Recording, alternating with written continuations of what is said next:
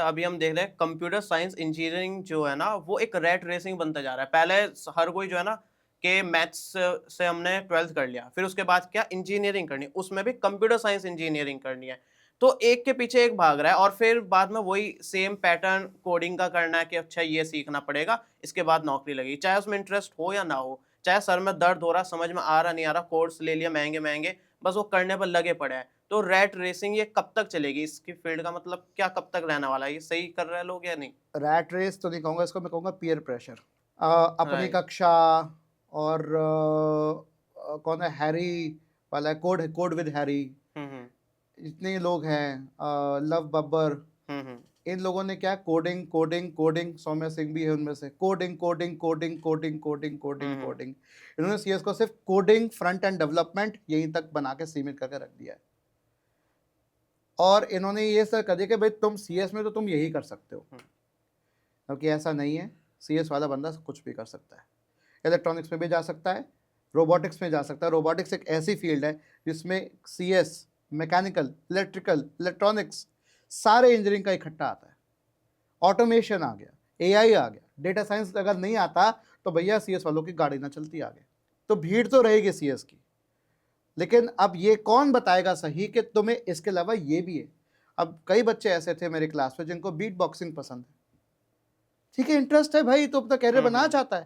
एक को public speaking का इंटरेस्ट था हुँ, कि सर हुँ। मैं पब्लिक स्पीकर में स्टैंड अप में करना चाहता हूँ, तो मुझे वो बच्चा सीएस मैकेनिकल से था। मैं कहा कर, कौन रोक रहा है तेरे को? कहते माँ बाप बोलते हैं कि नहीं तेरी फील्ड का नहीं है, हुँ। तो जाके ऑटोमोबाइल वाले इंडस्ट्री में काम कर। मैं कहा तू उनकी भी सुन, अपनी भी सुन, अपना भी कर, कौन बताएगा? अच्छा चलो ठीक है, मैं तो स्पिरिटेड हूँ, मोटिव सेल्फ मोटिवेटेड, मैं तो बता दूँ। बच्चा खुद आके तो पूछे, उसको अपने करियर की चिंता नहीं है, बात तो करे आगे।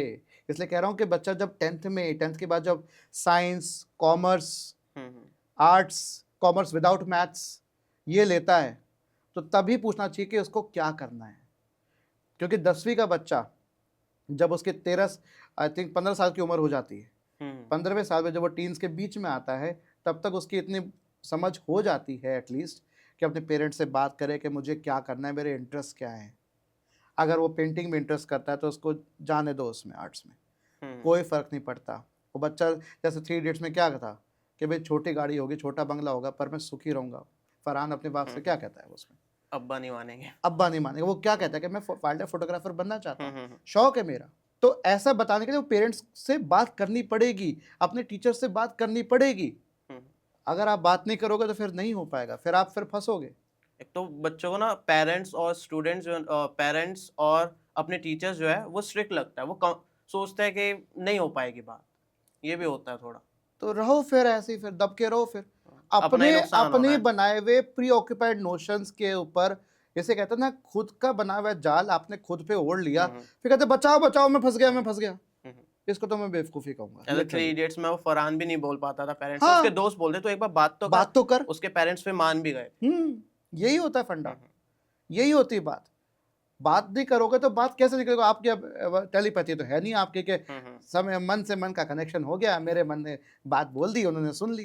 पीके ऐसे के नहीं होता। प्लैनेट जैसा, वो हाँ, माइंड से माइंड कर माइंड लेता। माइंड से माइंड जो होता है, बात होगी, ऐसे थोड़ी होता है भैया। ये सिर्फ ख्याली बातें होती है, आपको बात करनी है। जैसे हम बात कर रहे हैं ना, हुँ, हुँ।